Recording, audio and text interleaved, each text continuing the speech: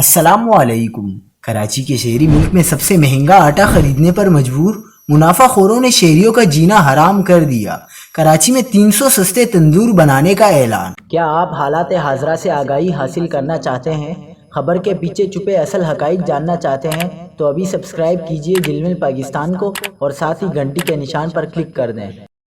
آپ کو بتاتے چلیں کہ شہر قائد کے باسی ملک میں سب سے مہنگا آٹا خرید رہے ہیں۔ کراچی میں 20 کلو آٹے کا تھیلا 3200 روپے میں دستیاب ہے۔ ادارہ شماریات کا کہنا ہے کہ ایک ہفتے میں کراچی میں 20 کلو آٹے کا تھیلا 200 روپے تک مہنگا ہوا۔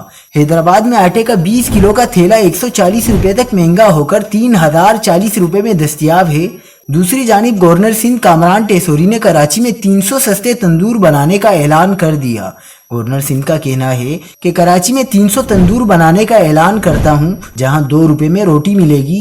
انہوں نے کہا کہ آپ اور ہم مل کر انقلاب لا سکتے ہیں۔